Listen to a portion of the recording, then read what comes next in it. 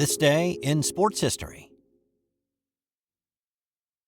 This episode is brought to you by the Sterling Soap Company. Sterling Soap is 100% natural and with a variety of bath soaps, shave soaps, beard balm, lotions, cologne, and many more personal care products in a large variety of scents, you're sure to find something that's perfect for you or that special someone in your life. Check them out at sterlingsoap.com. It's January 19th, and on this day in 1974, Notre Dame shocked the college basketball world, knocking off the UCLA Bruins and ending their 88-game winning streak. The Bruins were on the road for this one, and with 3.5 minutes left in the game, they led 70-59 and looked like they were going to push their win streak to 89. Notre Dame's John Shoemate recognized in the moment that a comeback was highly unlikely, but they were at least going to try. And Shoemate got it started off with a bucket to narrow it to a single-digit lead.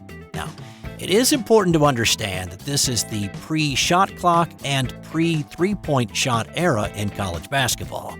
UCLA didn't have to shoot, but that's not really how John Wooden approached the game. While they did slow it down and take some time off the game clock, they kept attacking the basket. They just couldn't find the bottom of it. Here's Dick Enberg with the call for the old TBS network from that day.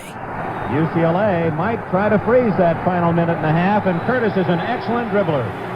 Myers can't hit.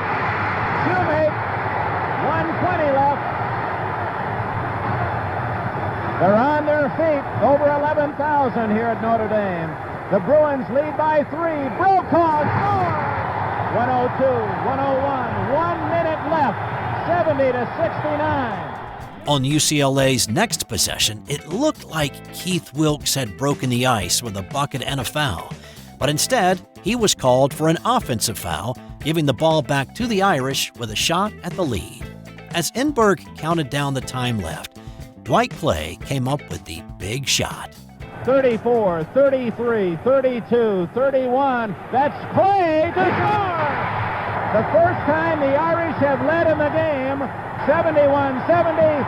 Timeout, UCLA with a score. Notre Dame 71, UCLA 70. Their first lead of the game, and then they had to hold off a furious flurry of shots in the end. Notre Dame 71, UCLA 70 with 6 seconds left. Into Walton, he can't score. Kurnovich, Myers, Shoemate, it's all over. Notre Dame has won the game. The number 1 ranked UCLA Bruins have been upset by the Irish of Notre Dame. 71-70, the longest winning streak in collegiate sports history has ended where it began 3 years ago. The loss was the first for Bill Walton. He'd never lost a game in high school or in his 3 seasons at UCLA to this point. Notre Dame's win also removed the polish of UCLA's invincibility, who then went on to lose to Oregon and Oregon State later that year, and then they had their string of 7 consecutive NCAA titles snapped when NC State beat the Bruins in the national championship game in March. Interesting fact. The last team that UCLA had lost to before starting their 88-game winning streak was Notre Dame. It's not hard to understand why this date lives on in Notre Dame lore. Digger Phelps was inducted into the school's Ring of Honor on January 19, 2013, and he says even 51 years later, he will pick up the phone today and call all the surviving members of that team and congratulate them on the anniversary of Notre Dame's ending the Bruin streak. Just a year later, Bill Walton was in the NBA, and on this day, it was his first game against Kareem. Walton's Portland Trail Blazers and Jabbar's Milwaukee Bucks had played each other back in December of '74, but Walton had missed that game due to a foot injury, a situation that would plague his rookie season and in fact his entire NBA career. Well, Walton was still not 100% for this game and he was not in the starting lineup, but the two did go head-to-head.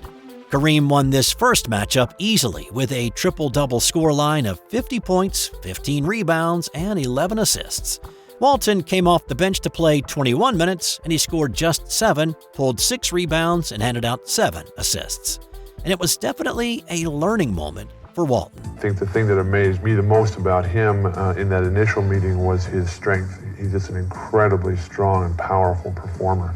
I think that most fans of basketball look at him as a finesse and movement-oriented player as opposed to a banger or physical player. But really, with rare exception, he was one of the strongest players I've ever played against.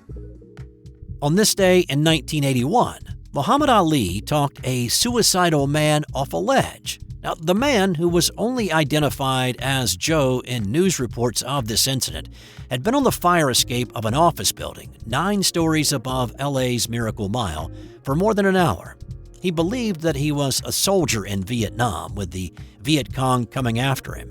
While insensitive onlookers gathered below, encouraging him to jump, police officers, a chaplain, and a psychologist were talking to Joe, trying to get him to come back inside. Howard Bingham was there that day, and he had a friend he thought may be able to help. So he went to the nearest payphone, and he called Muhammad Ali. The champ pulled up in his Rolls Royce 5 minutes later. He dashed out of the car and into the building, went up the 9 flights, and he started engaging Joe in conversation.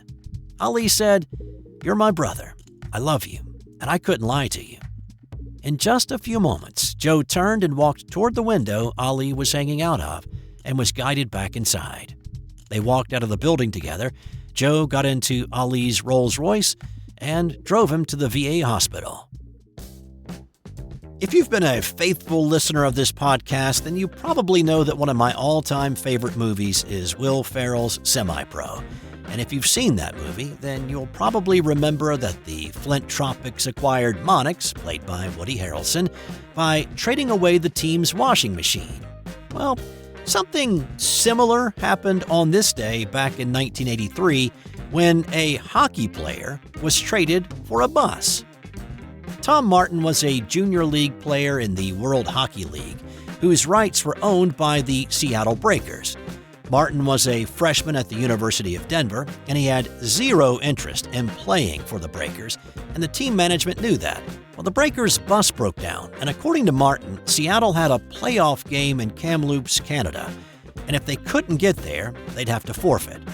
Enter the Victoria Cougars, another junior team which had recently purchased a bus. The purchase had been in the States, though, and the taxes to bring it into Canada were pretty excessive. So when the owner of the Cougars heard that Seattle needed a bus, he reached out and said, "Give me Martin." The Breakers paid an additional $35,000 for the bus, along with releasing the rights to Martin to Victoria. And that's when the media storm started. Martin got calls from the Today Show and Good Morning America, along with a host of major newspapers and news outlets in the following days. Martin's story of getting traded for a bus has a nice coda, though. He eventually made it to the NHL. He played 92 games over the course of 7 seasons. But it didn't matter where he went. He was and will forever be known as Bussy for what happened on this day 42 years ago. On this day in 2002, it was the famous tuck rule game. This play is so frustrating to watch. This was a 2001 divisional playoff game between New England and the Oakland Raiders.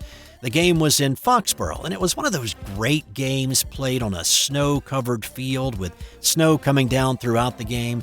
The weather was a factor, but Oakland's Rich Gannon was throwing it around in the first half like it wasn't, completing 10 of 14 for 87 yards. That included a 13-yard TD pass to James Jett, and the Raiders led 7-0 at half. After Tom Brady ran for a 6-yard touchdown in the fourth quarter, it was a 13-10 Raiders lead. With 1:50 remaining, the Patriots had the ball and they were driving. They'd just picked up a first down on a Brady scramble. Here's Greg Gumbel and Phil Simms with the call that day for CBS. First down from the 42. Blitz.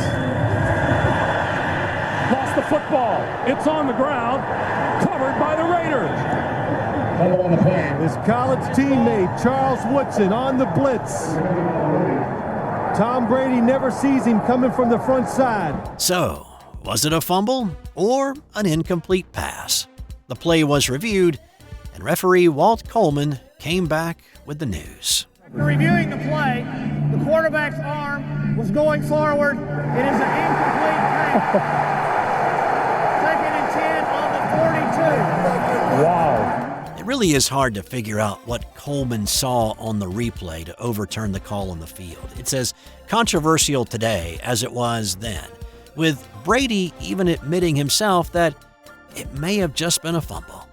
But of course, with renewed life, the Patriots got to field goal range for Adam Vinatieri, who banged through the 45-yard game-tying field goal, and then they would beat the Oakland Raiders with another Vinatieri field goal in OT to win 16-13, and then move on to the AFC title game and eventually to Super Bowl 36, where they would beat the St. Louis Rams. And time now for today's That's Got Nothing to Do with Sports fun fact. Do you remember the Sky Mall magazine that used to be in every seat pocket on planes? Well, the original idea for the Sky Mall launched in 1990, and it was for passengers to place an order when they landed, and their order would be filled and delivered within 20 minutes to a pickup spot somewhere in the terminal. And as you can imagine, that proved to be a logistical nightmare. So it became a more traditional mail order business.